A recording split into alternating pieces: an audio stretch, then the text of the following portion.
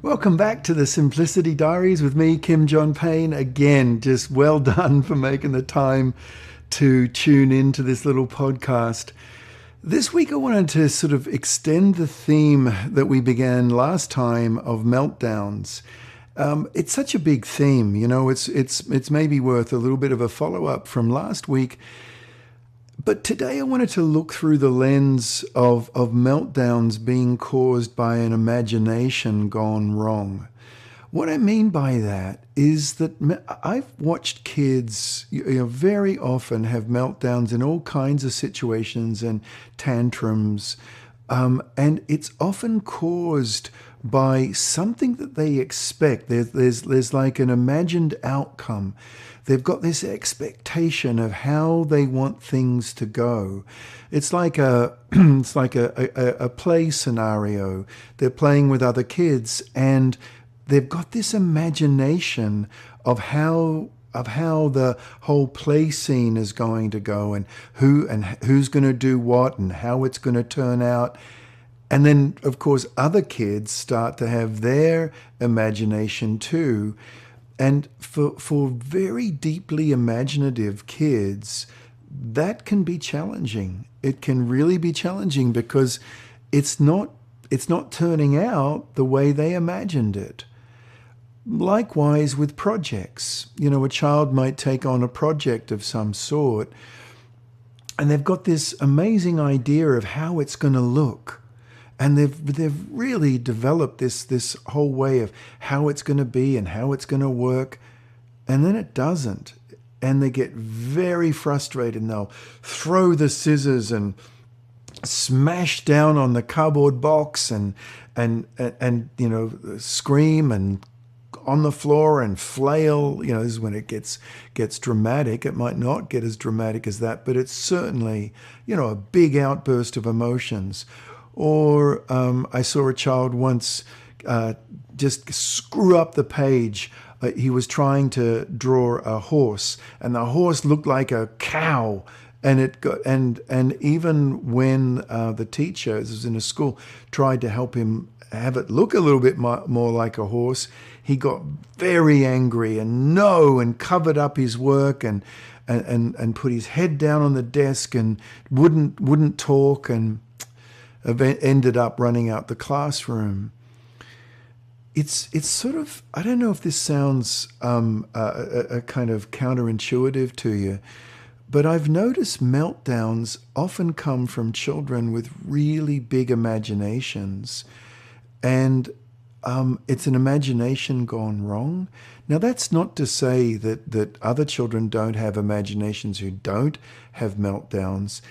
It's more that some kids have imaginations and of how an expected outcome, like I said, of how something's going to go, and it gets a bit fixed. It gets a bit kind of rigid, and that's the way it has to be. So I've got two ideas here. If you're experiencing this, you might not be, but if you are experiencing this, as a child is about to settle into a project, about to settle into a drawing, for example, come alongside them and get in there a little bit before they actually get their idea too fixed, and say to them, like if it's a play scenario and they're starting to really get an idea of how they want that game to go, how they want that play to go, get in there before the idea gets too fixed, and actually take part in it a little bit and say, oh, this is a younger child, maybe 5, 6 years old. Oh, what I think that when the fireman comes, then maybe there can be other people who help put the fire out. Because you know how children script play? They say, I'll be like the fireman, and you kind of be like the people who are watching, and I'll...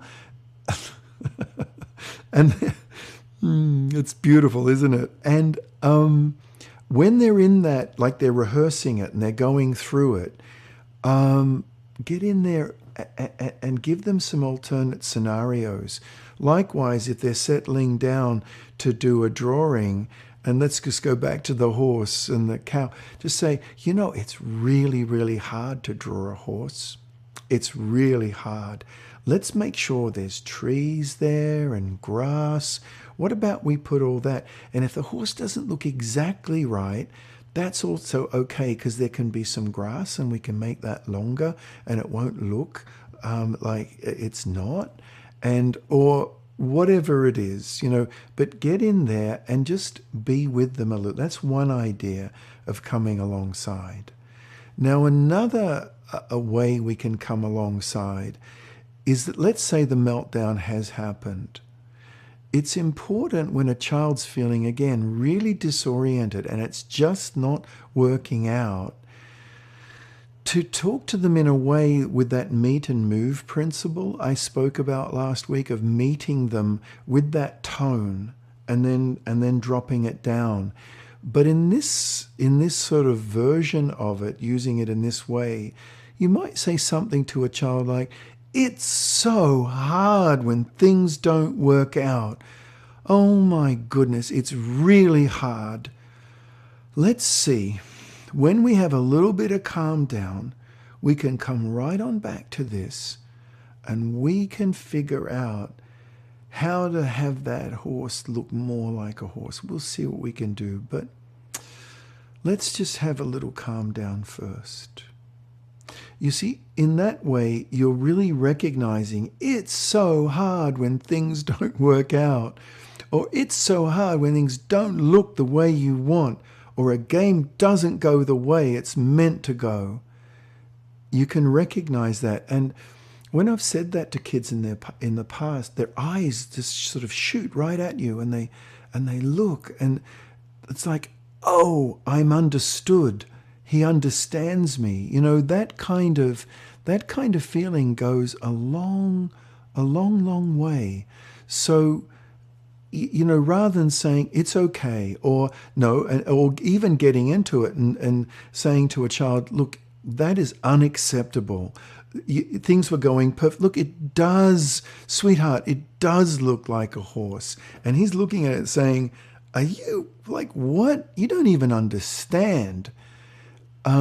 Rather than trying to say it's okay, or it's not acceptable, or it is fine, it does look like that, or here, give it to me and I'll fix it.